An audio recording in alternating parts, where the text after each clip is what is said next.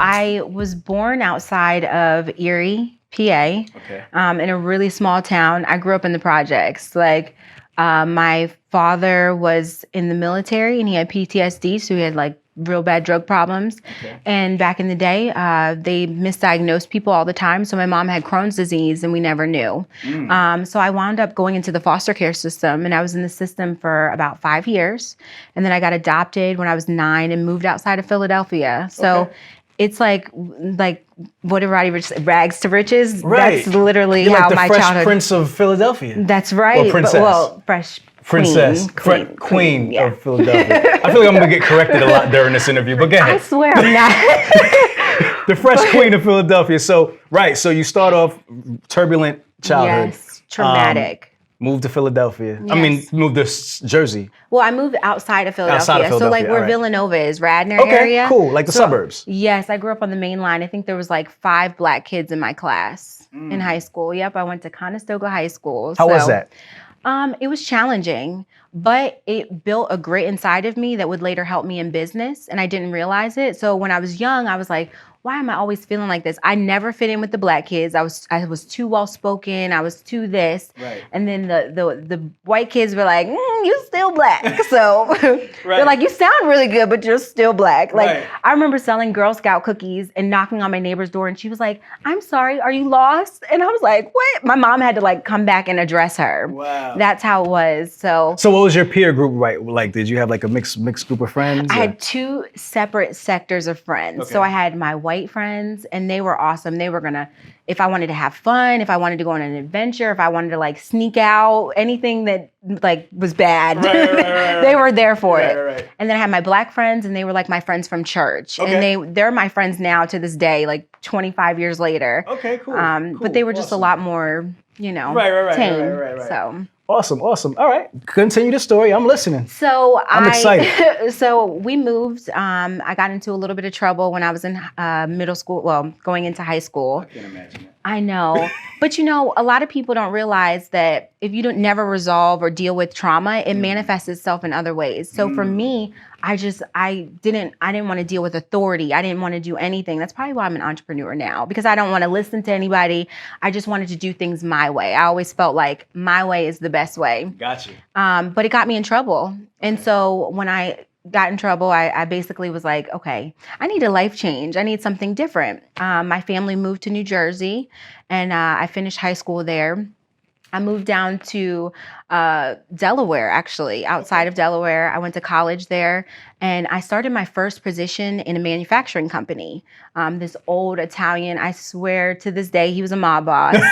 Like, really, the whole family worked there. Right. I was the only black person that worked there in the office. Okay. And it taught me a lot. I learned a lot about business, a lot about logistics, a lot about just making money and running a business, because they ran their business like a tight ship. Got you. What were they manufacturing? They were manufacturing polyethylene foam inserts. So, when you buy a gun or the gun casing, the inserts in there, they're made out of like foam compressions and they press down in there. So I was making sure they got shipped all over the country. Awesome. And so it was awesome to be young, learning that skill set. And I was like, hey, I can do this. There was a whole bunch of men there. And what I realized is that they had an awesome business, but they didn't have any process in place. Okay. I mean, I was handwriting BOLs. I was handwriting tags. Everything was handwritten. Gotcha. So I had the opportunity to kind of learn how to take a process and make it better. Okay. And that was my first experience with manufacturing and logistics at all. Got you. So did anybody ask you to do this, or did you just take the initiative to start like kind of building these processes out? So I wanted to make more money.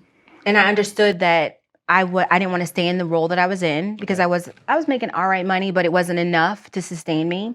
So I really focused on learning as much as I could so that I could take other people's roles. Okay. So as people started to phase out or start families or just do different things, I learned their job so that I was the only person that knew how to do it. Okay. And then what I did is I put a spin on it and I made it easier for myself. So the boss, he didn't know how the job was done. He just knew that the job got done. Right. So I would, switch that thing up. I'm like, I'm not doing that. Look, we could do it like this. Right. And I was able to kind of make process to kind of make the business a little bit better, but also make my job a lot easier. Got you. What are some of the things that you implemented that would make the job a little bit easier for you? So when you're shipping LTL products, a lot of times utilizing a lot of different systems, those systems don't talk to your main system. So having a way to track them, I did in Excel, but back then you're talking about like in the early 2000s, like nobody was, they were doing Excel, but everything was manual. It was manual. So I built out spreadsheets and I taught myself Excel. So because I was starting in college, but like it didn't work out. It just didn't work out. Let's just say it didn't work out.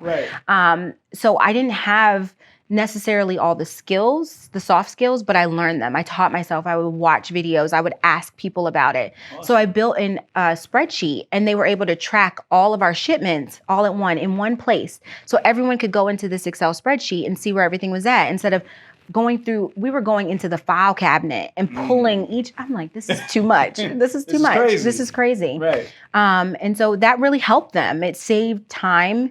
It allowed them to utilize their employees in other areas. And that's when I realized like, whoa, there's real life strategy here. And I was able to develop that. So. Got you. What did they do to reward you for helping them in that way? Nothing. Yeah, nothing. Nothing at all. That was my first experience where you can work really hard.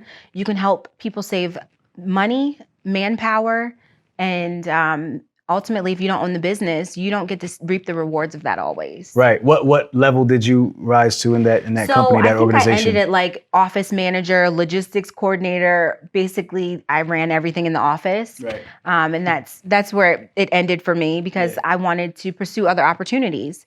Were there anybody else that looked like you in that company? There was one girl, and she ended up inviting me to her church, and so I met her, and she taught me a lot too. She came over time, and we were able to build a bond. But again, I saw her struggle. Right. I saw her, try to navigate things because we were doing a lot of work, but not getting paid a lot for it. Gotcha. So we did like 4 people's roles. And at that time, I didn't even understand the concept of asking for more. Right. For going back to the table, hey, I do this, this, and this. Right. I need more. Right. Of course, I learned that over time. Yeah. But when, being young, you don't realize that, especially being young and Black and a woman. Right. You know, so you just kind of take what you can get and you're like, okay, let me work as hard as I can to get more. Even if it's not money, it's more, security in your job. And that's what I was looking for.